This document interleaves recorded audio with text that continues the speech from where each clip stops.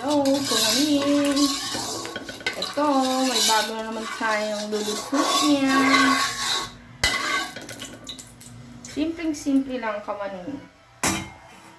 Please follow.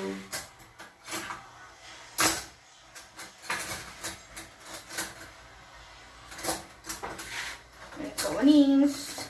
Please like, share, and subscribe my YouTube channel. YT channel. YouTube. Bulon. Kawanings. Oo nga pala. Ang lulutuin ko is sobrang murahin.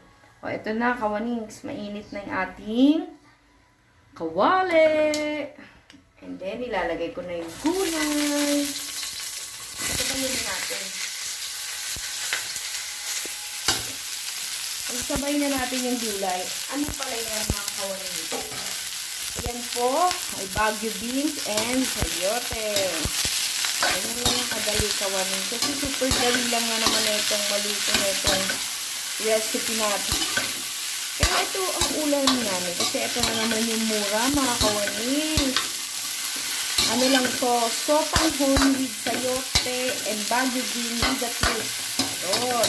Ganun lang to, mga kawaning. Dali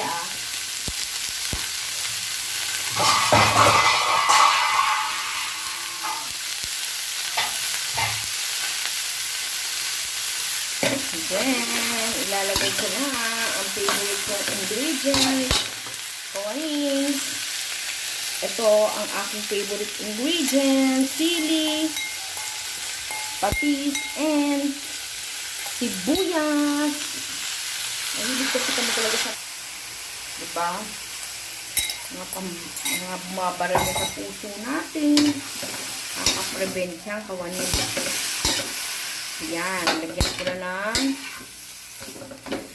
and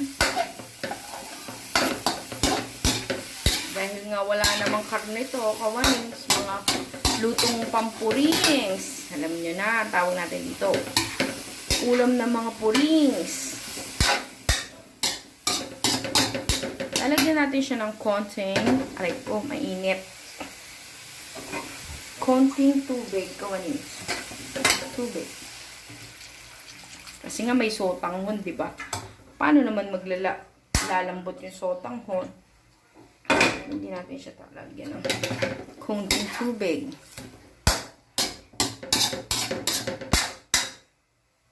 Yan. Ganyan. Hintayin lang natin siyang kumulo, kawanin.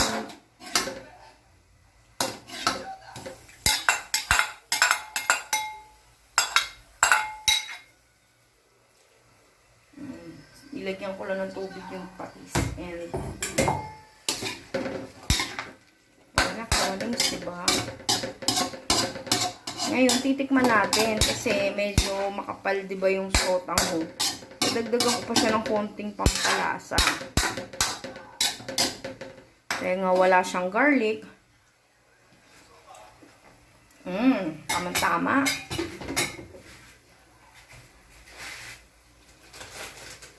Kawanings, lalagyan ko pa rin siya ng garlic powder. Aji show.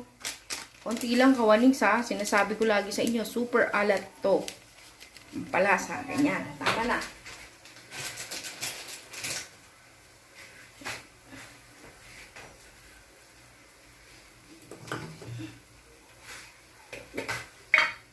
Then, a pinch of pepper again. Damihan natin.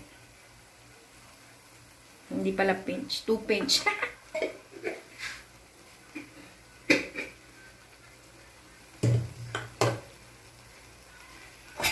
Then, let's halo-halo in a while.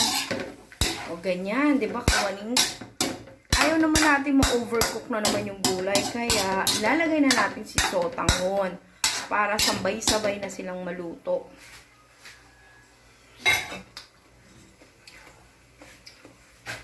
Kawanings, at yung sotanghon ko, nilagyan ko siya na, binabad ko siya sa tubig, di ba? Para mabilis.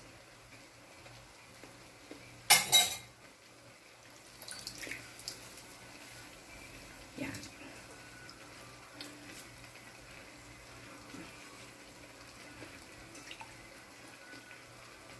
Medyo hindi manghang kasi green yung sili. Ayan. Pero, pag pumunta kayo ng mga probinsya, kagaya ng naranasan ko sa Cebu, kumain kami sa karinderya. Doon binigyan kami ng siling labuyo. Ay, naku, Ka-Juanings. Ang liit-liit. Siling labuyo. Ang anghang, grabe. Super sarap sa usaw. Ayan, sa usaw. Yan lang siya, Ka-Juanings. Sobrang simple. Tatakpan muna natin. Buksan natin. Wow! Sarap na to, Ka-Juanings. Medyo nagdikit-dikit nga yung sotanghon ko. Hindi ko nagupit na. Kalimutan ko eh. Hiwa-hiwain natin. Okay na to, Ka-Juanings, diba? Medyo lagyan na natin siya ng konting toyo. Konting toyo. Medyo mag-light lang. Ay, mag-dark lang pala. Ano ba yun? Super light eh. Tama na yan.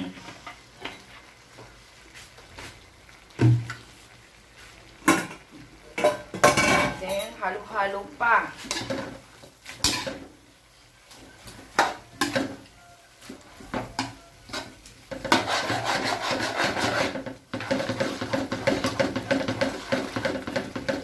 Ganyan lang yan po.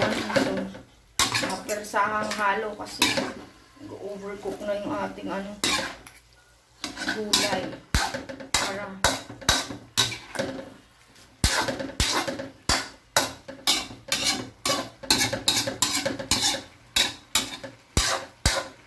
mga Ka-Juaning, patapos na po ito. Please like, share, and subscribe on my YouTube channel, juaningohhlicious. Pag nag-subscribe po kayo, dadalawin ko rin kayo sa bahay niyo.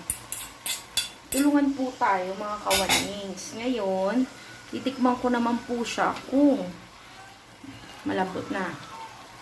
Tikman natin. Ang lubong.